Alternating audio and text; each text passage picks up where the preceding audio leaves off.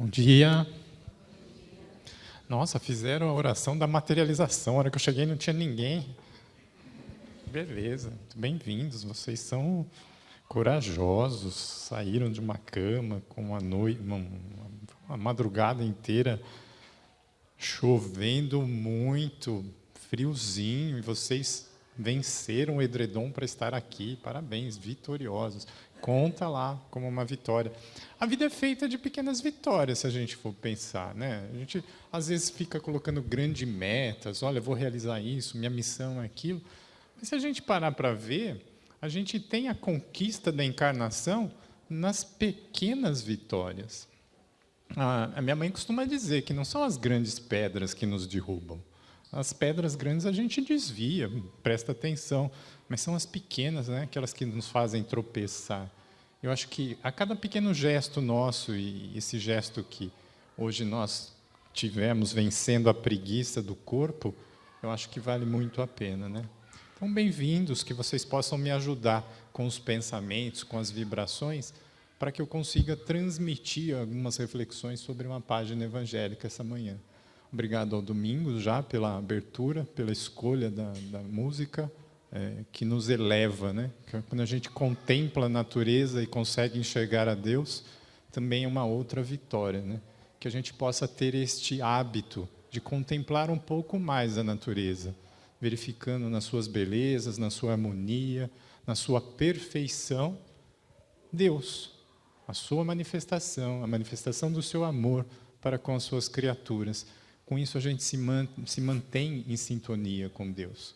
Isso nos afasta os pensamentos negativos, impede que almas infelizes possam se aproximar da gente, impede que espíritos ainda em desequilíbrios também possam se aproximar da gente, pela força do nosso pensamento. Então, a natureza, uma grande forma da gente se manter em saúde, saudável, espiritualmente protegidos, né? Essa manhã, eu vou falar um pouquinho sobre o capítulo 4 do Evangelho segundo o Espiritismo. É bem pouquinho mesmo, eu peguei a última lição desse capítulo do Evangelho, no capítulo que trata de ninguém vai ver o reino de Deus se não nascer de novo. Eu escolhi o tema porque a gente começa hoje a Semana Santa, né? Se eu não estiver errado, eu acho que é hoje que começa, né? Domingo de Ramos, né? Começa hoje, todos os festejos, e que vai culminar no próximo domingo, com o domingo de Páscoa, né? Provavelmente o Adriano, quando estiver aqui, né? O Adriano não sai mais daqui fazendo palestra, mas eu acho que não, Adriano não. Vai falar um pouco mais sobre a Páscoa, os seus significados. Não é esse o objetivo de hoje. Mas quando a gente fala de Páscoa, a gente lembra de libertação, a gente fala de reencarnação. Então, nós, da doutrina espírita, temos que entender a reencarnação como uma das leis naturais, como uma das leis de Deus. E não por acaso a reencarnação é um dos princípios da doutrina espírita. Quem estuda com a gente lá no primeiro ano a doutrina espírita, vai ver dentro dos seus princípios a reencarnação. E quando a gente estuda o Evangelho segundo o Espiritismo, é no capítulo 4 que está esse princípio. Quando a gente começa a meditar, a estudar, a gente começa a extrair alguns significados. Mas eu não quero falar da reencarnação só como uma lei. Por isso que eu trouxe no Evangelho uma lição do Espírito São Luís, que ele foi dita em Paris em 1859. O título da lição, que está a última lição do capítulo 4, é Necessidade da Encarnação. É a partir de uma pergunta que é dirigida ao Espírito São Luís que nós vamos fazer as reflexões. E a pergunta é: a encarnação é uma punição? Não há senão espíritos culpados que a elas estejam obrigados? A pergunta é essa, é o mote da lição que o São Luís vai responder. Quer dizer que todos nós que estamos encarnados aqui somos espíritos culpados? Essa é a pergunta. E o Espírito São Luís, ele responde rapidamente. São 4 frases, mas a gente tenta extrair dela alguma profundidade. E ele fala assim, olha, a passagem dos espíritos pela vida corporal, aí eu já paro, né? Aí eu já paro. Espera aí, ele já está falando alguma coisa de interessante. Ele poderia ter começado de qualquer forma essa resposta. Quando pergunta assim, olha, a encarnação é uma punição? Só tem culpado? Ele poderia falar, não, você está equivocado, não é bem assim. Ou então ele poderia dizer, sim, é verdade, isso é culpado. Mas ele começa dizendo assim, a passagem dos espíritos pela vida corporal. Passagem, ele escolheu passagem. De todas as palavras, ele escolheu passagem. Por quê? Passagem quer dizer o quê? Quer dizer que é transitório. Começa daí a resposta. Então, quando ele escolhe falar de passagem, ele já está indicando. Quando a gente coloca assim, olha, a vida é uma passagem, este momento é uma passagem, aqui é a passagem para algum lugar, essa é a passagem que vai te conduzir a tal destino. Então, a gente já sabe que a encarnação, que é este momento que nós todos aqui estamos experienciando, não é o nosso destino.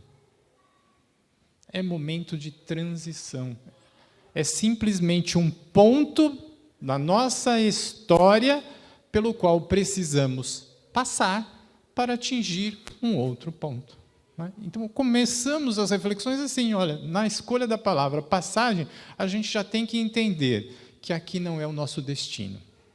A passagem é uma necessidade do espírito. Então, aqui não é destino. Se não é destino, eu já começo a provocar. Se não é destino, a gente não pode ficar aqui, gente. A gente tem que entender que aqui não é o nosso lugar, mas é onde temos que estar no momento, mas não é o nosso lugar. Então, isso já vai dar alguns pensamentos daqui a pouco. Vamos continuar. Ela é necessária para que eles, os espíritos, possam cumprir, com a ajuda de uma ação material, os desígnios cuja execução Deus lhe confiou. Passou outra parada. Então, ele está dizendo assim, olha, os espíritos precisam da encarnação, que é uma ajuda material para que Deus, ou para que eles possam cumprir a missão que Deus lhes confiou. Outra coisa que já estamos aprendendo, então, quer dizer que todos nós, todos os espíritos, precisamos passar pela experiência corporal, que é uma ferramenta de trabalho para que todos nós possamos cumprir a missão que Deus nos confiou. Então, outra coisa que já extraímos daqui, o quê? Que todos nós temos uma missão. Ele disse assim, que alguns espíritos têm. Não, ele disse que todos os espíritos temos. A significar, cada um de nós, e aqui não adianta olhar para o lado, cada um de nós tem uma missão confiada por Deus. A grande pergunta que se segue, que eu faço, eu acho que creio que todo mundo faz nesse instante, é: qual é a minha missão? Qual é a minha missão?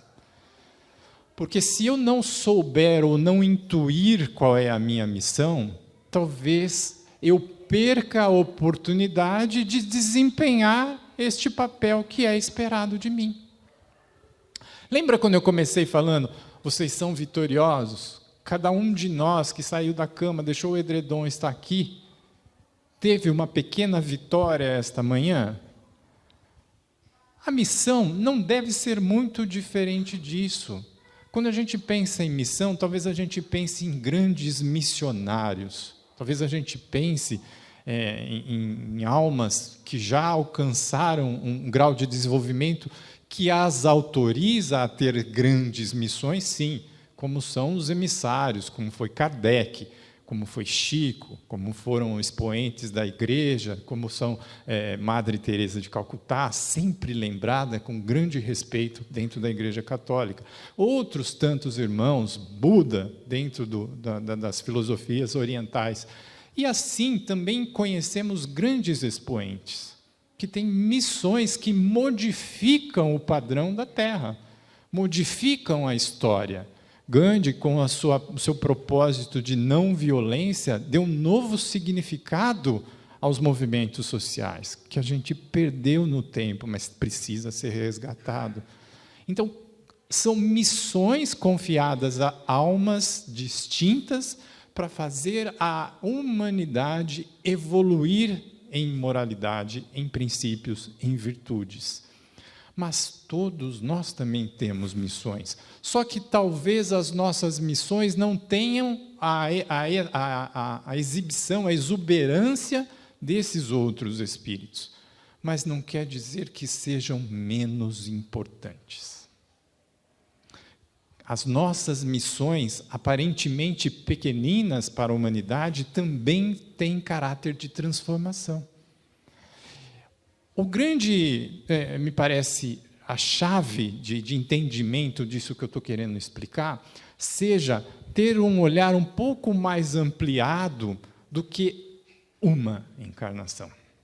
Quando a gente começa a olhar como num jogo de xadrez, onde o grande enxadrista não está preocupado apenas com a primeira jogada, mas aquele movimento da peça já antecede 4, 5, 10 lances à frente, nós poderíamos pensar isso para identificar e conhecer as nossas missões.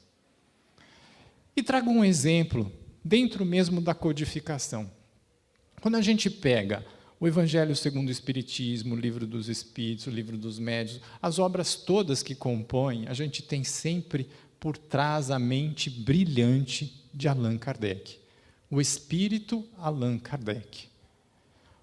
Quando ele consegue perceber nos fatos que estavam ocorrendo uma manifestação de uma inteligência superior, a qual ele entra em contato, onde ele vai despertar a sua curiosidade de professor e pesquisador e cientista, e vai, alicerçado em todo o seu saber, pesquisar mais sobre esses fenômenos e identificar atrás deles a inteligência, vai redescobrir o espírito. E vai extrair deste contato com os espíritos questões morais de grande alcance, que filosofias que antecedem o espiritismo não conseguiram responder. E essas almas, esses espíritos em contato com os médiuns, na pesquisa incessante de Kardec, e quem não assistiu ao filme de Kardec, por favor, não perca a encarnação sem assistir, porque vale muito a pena, representa o seu esforço, representa o seu comprometimento, às vezes até o investimento de sua saúde, de sua paz, aparente paz, em benefício de um propósito, que era conhecer a verdade que os espíritos traziam. A missão de Kardec era trazer para nós o Divino Consolador, a filosofia espírita que nos dá a resposta, que nos põe no caminho, que renova o conhecimento que Jesus trouxe e que nos perdemos por algum momento da humanidade. A grande missão de Kardec. Mas a missão de Kardec não seria completa se ele não tivesse passado pelas mãos de um educador.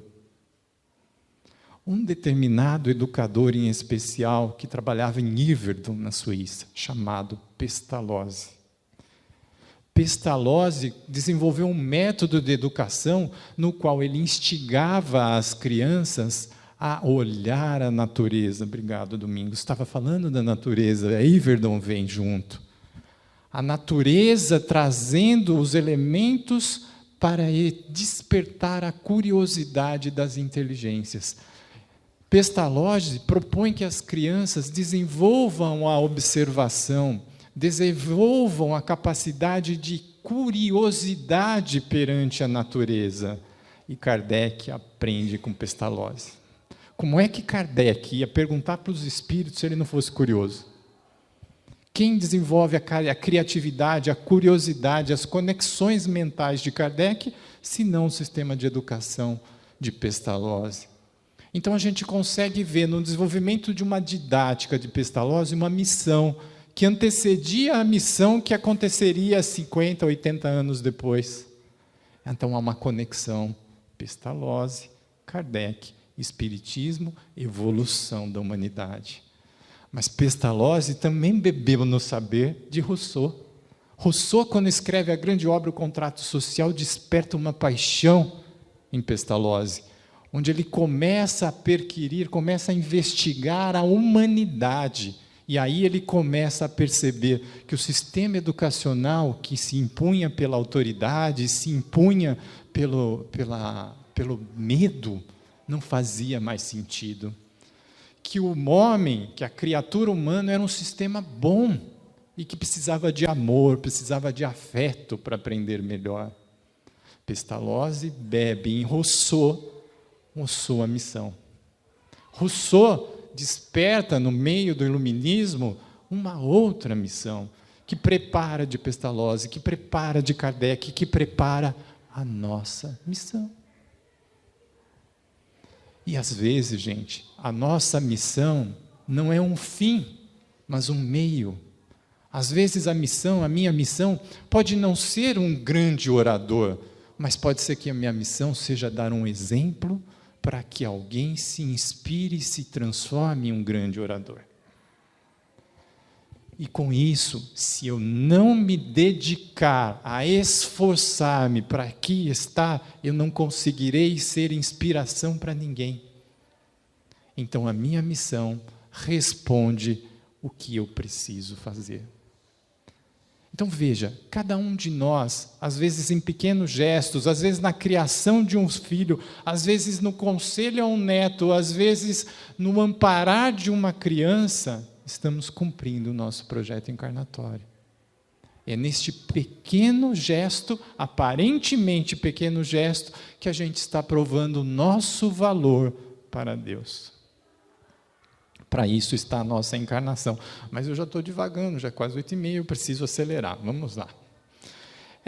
A encarnação, é necessária a eles mesmos, os espíritos. Então já tem o primeiro, a gente lembra, né? Olha, é para cumprir a missão que assumiu com Deus. E segundo, também é necessária para ele mesmo, para o espírito, porque através das atividades que são obrigados a desempenhar, ajuda o desenvolvimento da inteligência.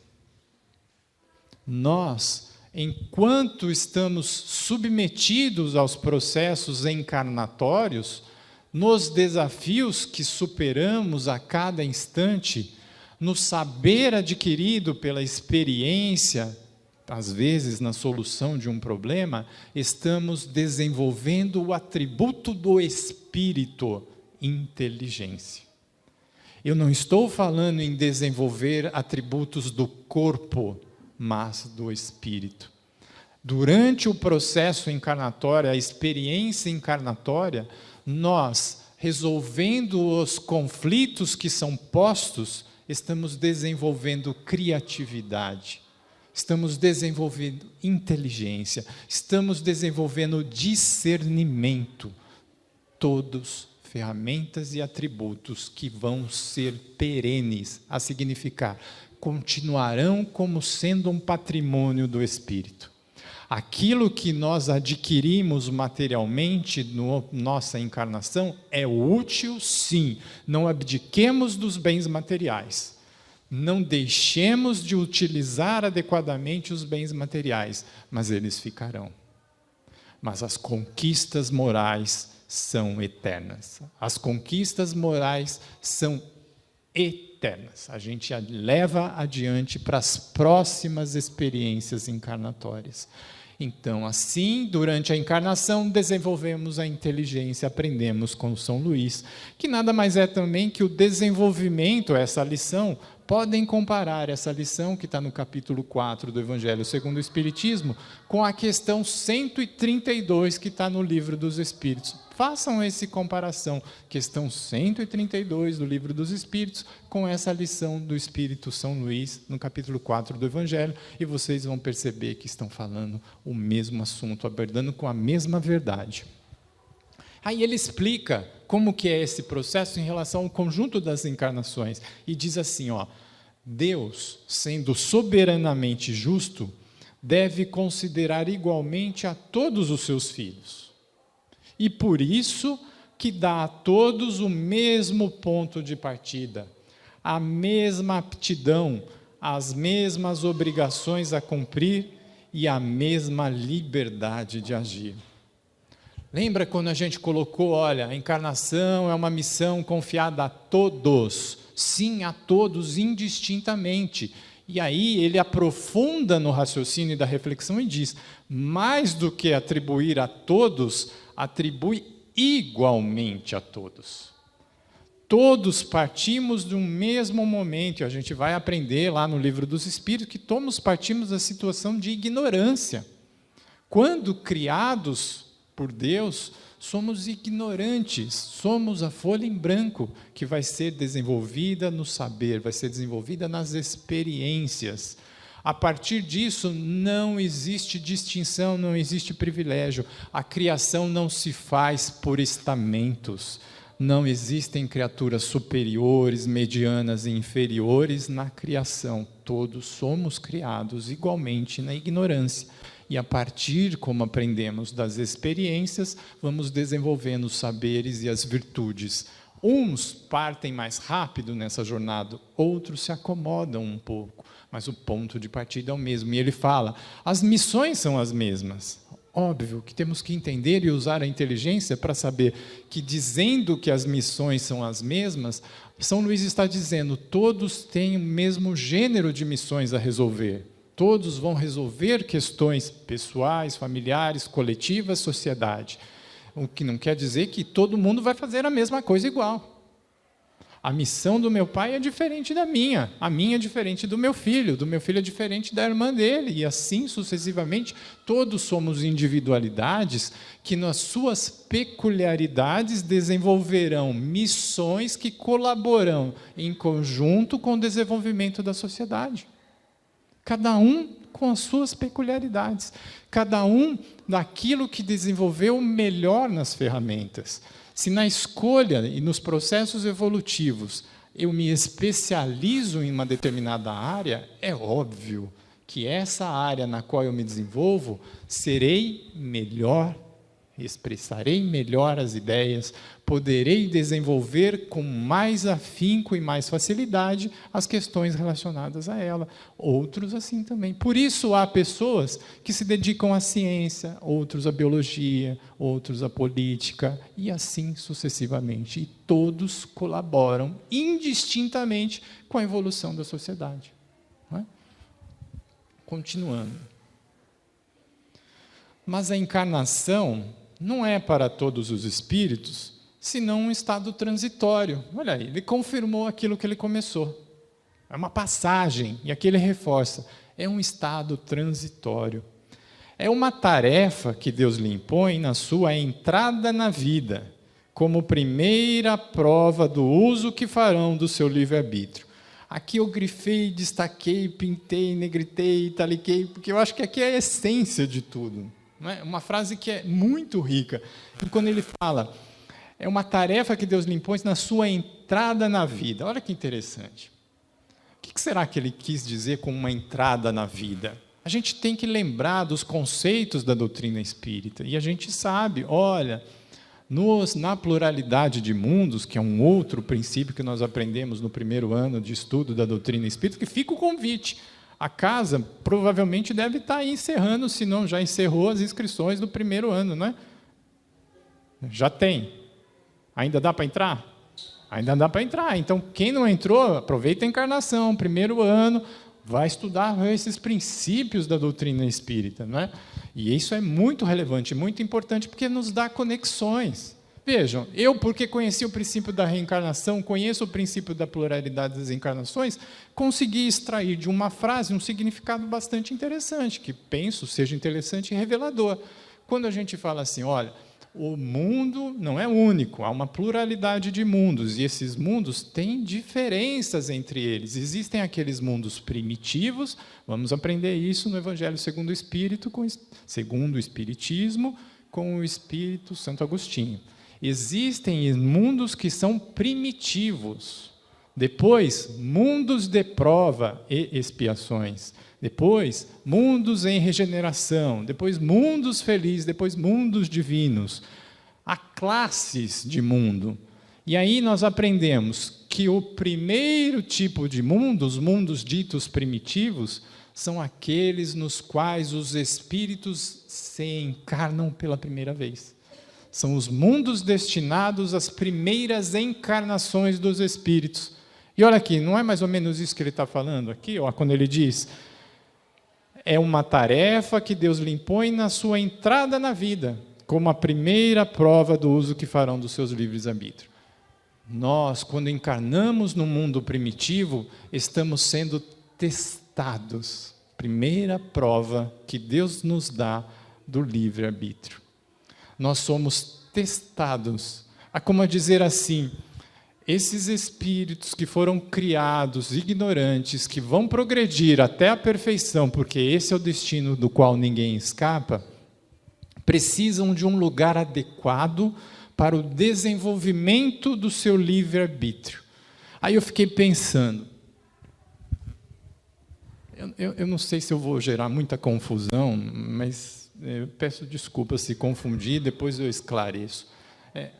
A quem assistiu aquele filme Doutor Estranho, da Marvel? Lembram do filme Doutor Estranho?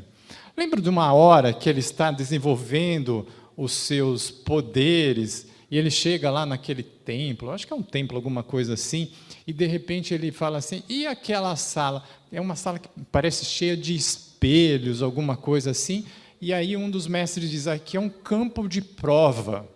Um campo de prova. O que é?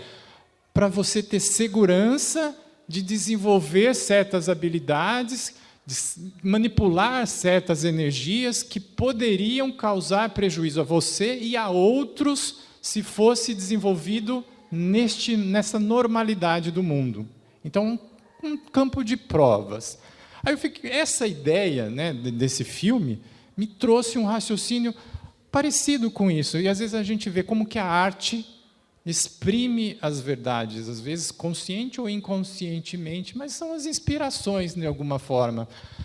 Se Deus proporcionasse às suas criaturas, que têm os potenciais divinos, isso é frase comum, todos os filhos de Deus temos os potenciais divinos. Se colocasse todos esses potenciais em expressão, em manifestação, imediatamente, sem um campo de segurança, já pensou o que poderia acontecer? Meu tio Laerte diria, é dar metralhador ao macacos. Você não sabe o que pode acontecer. E alguém vai se machucar, senão muitos vão se machucar. Então, olha que beleza da imagem. Na encarnação em mundos primitivos, Deus testa como cada uma das individualidades das suas criaturas vai reagir perante os primeiros poderes de espírito que vão expressar durante a encarnação. E aí vai ser testado a qualidade moral de cada uma dessas criaturas. Por quê? Pequenas missões, mundos primitivos muito materializados, a matéria ainda contém os poderes da alma, restringe os poderes da alma. Nós, no mundo espiritual, temos faculdades melhor desenvolvidas e melhor expressas do que temos aqui. A pessoa que tenha grandes faculdades psíquicas, enquanto encarnada, ainda está limitada. No mundo espiritual, as suas capacidades psíquicas são ampliadas, porque não tem o véu da matéria, não tem o escudo da matéria e não tem a proteção da matéria. Então, olha que frase Como faz sentido a gente entender que nas encarnações nós estamos sendo testados para saber se a gente já tem condições de desenvolver, liberar ferramentas novas para darmos continuidade às nossas experiências. Quem está lembrado aqui da parábola dos talentos? Deus confia 1 talento, 5 talentos, 2 talentos, e aí os servos desempenham, e quando presta contas, ele diz assim: servo fiel, aquele que recebeu 5 e multiplicou mais 5, servo fiel, porque foste fiel nas pequenas coisas que lhe foram confiadas, 5 talentos, vou lhe atribuir novas missões, maiores missões. Conosco a mesma coisa. Servo fiel, porque nas suas primeiras encarnações desenvolveu os seus captidões da mente, desempenhou os seus papéis esperados, cumpriu as suas missões aparentemente pequeninas, confiarei agora outras missões mais relevantes, importantes e talvez por isso mais desafiadoras e, como consequência, mais meritórias. Mas nem todo mundo acerta. Lembram do servo que recebeu 1 talento e enterrou? E aí o Senhor diz o quê? Você não foi fiel. Tiro o seu talento, entrego para aquele que soube desempenhar, e você agora vai expiar. A dizer, lembram quando a gente reencarnou, encarnou para desenvolver as nossas missões, para executar os desenvolvimentos, os desígnios de Deus, usando o livre-arbítrio, fazendo as nossas escolhas? Será que quando a gente erra, como o servo que recebeu 1 talento e a gente enterra, ou seja, se perde no uso da matéria, ou seja, não entende a lição de que o corpo, a matéria, os bens materiais são ferramentas e não um fim em si mesmo. Não entendemos que o exercício da relação com o outro é um exercício de paciência, de alteridade, é um exercício de amor e não de egoísmo, servilidade. Ninguém é meu empregado, ninguém é meu servo, todos somos irmãos. E devemos nos respeitar em nossas limitações. E faço escolhas equivocadas, e aí, entre aspas, eu machuco alguém. Eu erro, eu causo danos a famílias, eu causo danos a coletividades. Sou o servo infiel, tiro o talento que me foi confiado, perco o talento que me foi confiado e vou ter que voltar para uma nova experiência encarnatória. E nessa nova experiência encarnatória, o que será primeiro necessário acontecer? Eu vou ter que corrigir aquilo que eu fiz errado. Vamos fazer uma analogia rápida, simples. Lições de primário, eu tenho um lápis, um caderno com uma folha em branco e começo a escrever e escrevo errado. A lição tem que estar bem feita. Antes de eu continuar a escrever as próximas palavras, eu preciso fazer o quê? Pegar a borracha, apagar onde está o erro e fazer de novo aquilo que eu errei. Assim, as experiências encarnatórias expiatórias, onde no momento da vida do espírito, ele precisa encarnar para reparar aquilo que ele teve de escolhas infelizes que causaram danos a ele e a outros.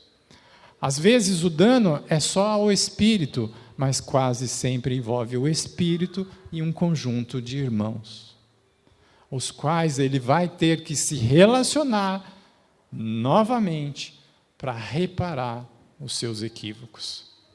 E é mais ou menos disso que ele está falando aqui, onde ele diz assim, aqueles que cumprem essa tarefa com zelo, vencem rapidamente e menos penosamente seus primeiros degraus da iniciação e gozam mais cedo do fruto dos seus trabalhos. Aqueles, ao contrário, que fazem mau uso da liberdade que Deus lhes concede, retardam o seu adiantamento. Olha, não está dizendo aqui que ele para, não, está dizendo retardam. Retardo é só atrasar. Adiantar nós vamos sim, todos nós estamos destinados ao acerto, todos nós estamos destinados à aquisição de virtudes, todos nós estamos destinados a repetir a imagem divina, todos nós, indistintamente. É assim que, por sua obstinação, podem prolongar indefinidamente a necessidade de se reencarnar. E é então que a encarnação se torna um castigo. Lembra qual foi a pergunta lá em cima?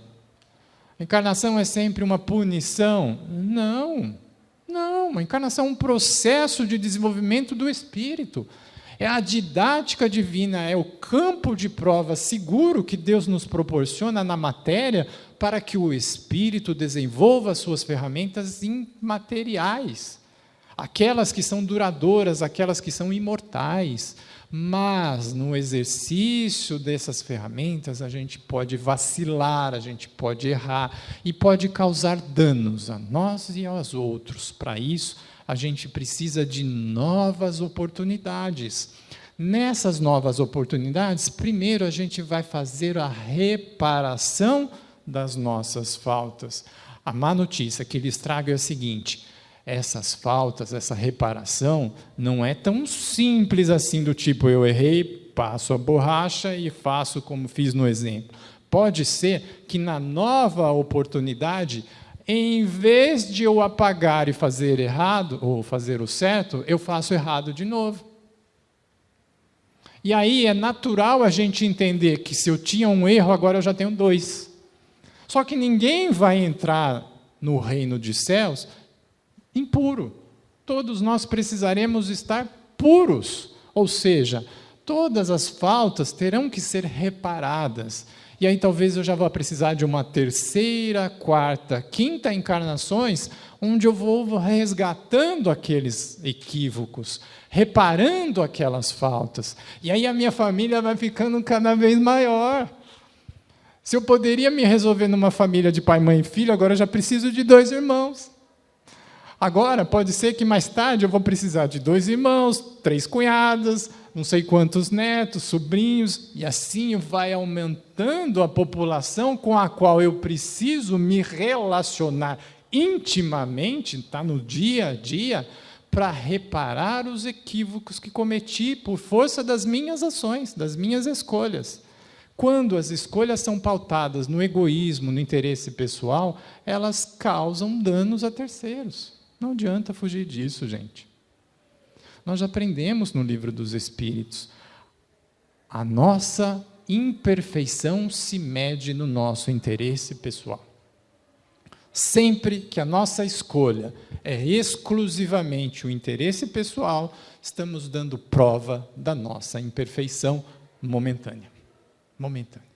E nós precisamos desempenhar os papéis necessários para corrigir isso.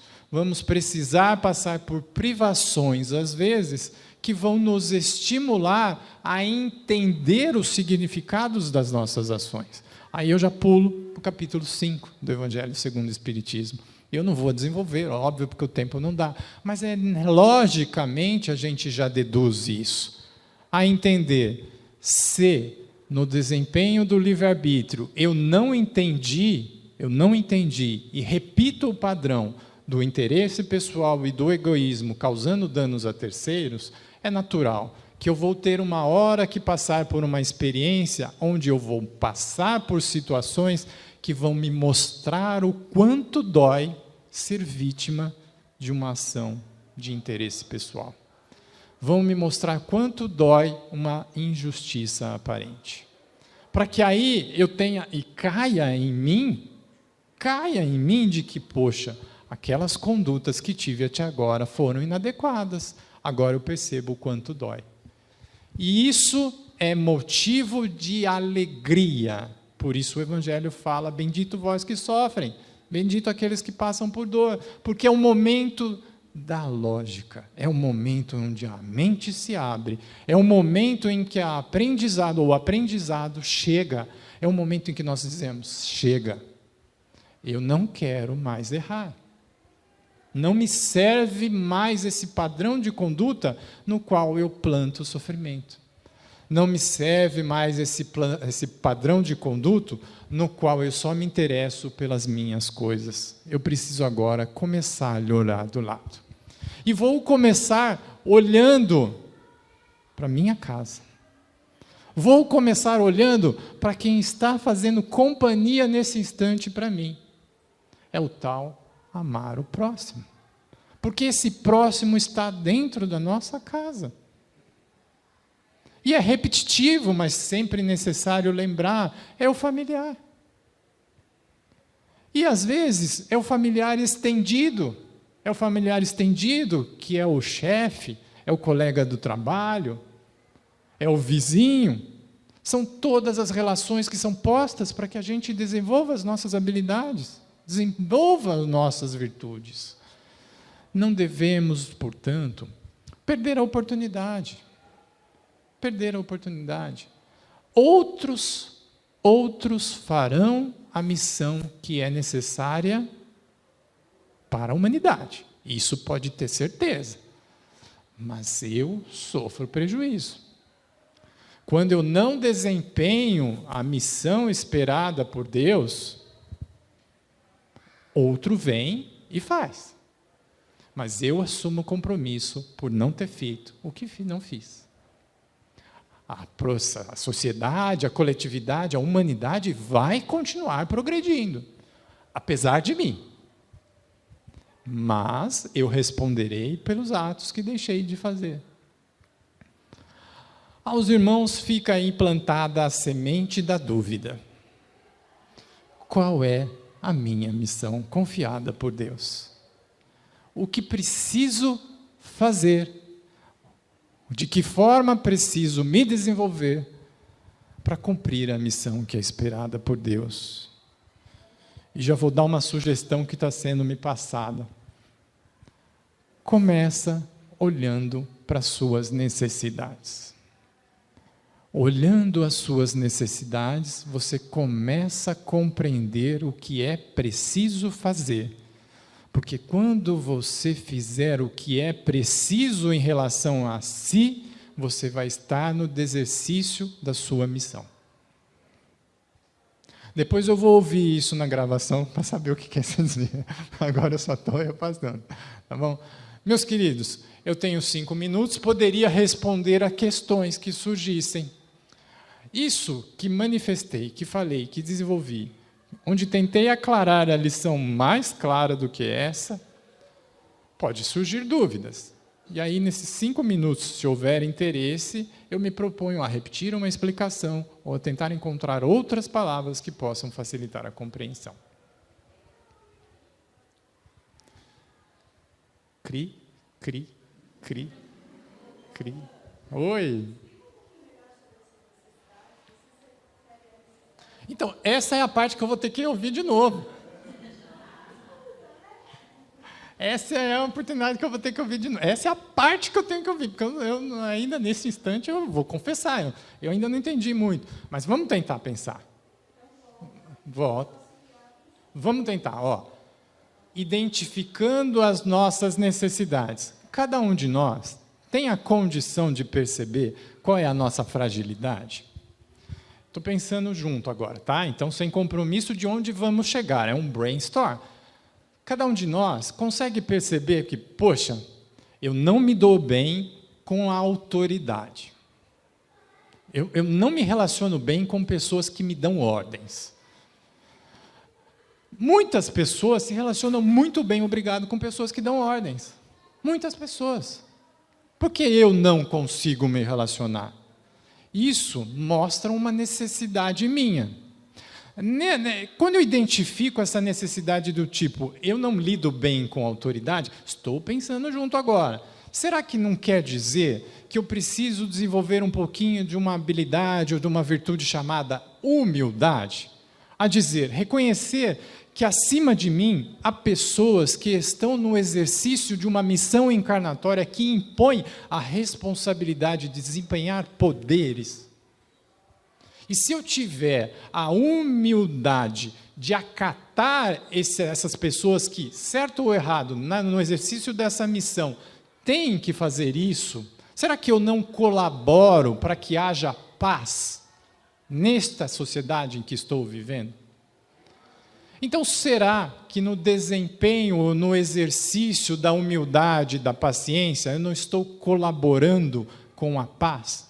E a minha missão talvez fosse colaborar com a paz. Hoje é domingo de Ramos. Hoje é domingo de Ramos. Domingo de Ramos, Jesus entra com um jumento em Jerusalém.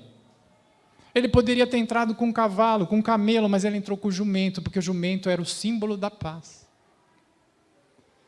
Aquele que queria dominar, invadia a cidade com cavalos. Aquele que chegava em paz, chegava à cidade num asno, num jumento. Muitos de nós, portanto, teremos a missão de colaborar com a paz. Mas, se na ansiedade, no orgulho, na vaidade, eu causar tumulto, eu colaborei com a paz? Então é isso que eu penso, Andréia, mas depois a gente pensa um pouco mais revendo. Não é? Na identificação de uma necessidade, eu identifico uma missão. Agora eu tenho 3 minutos.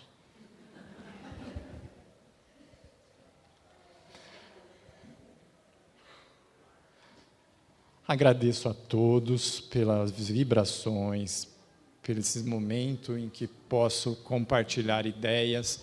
Quando vejo em seus rostos, a busca da atenção, isso me é um combustível, gente, pode ter certeza, e eu agradeço por isso. Quando eu vejo alguém olhando para mim com o olho brilhando, eu falo, eu estou no caminho certo. Não é? Quando eu vejo também pessoas dormindo, também mostra para mim alguma coisa. Eu preciso mudar o caminho. Eu preciso nem que seja falar mais alto, mas eu preciso mudar alguma coisa.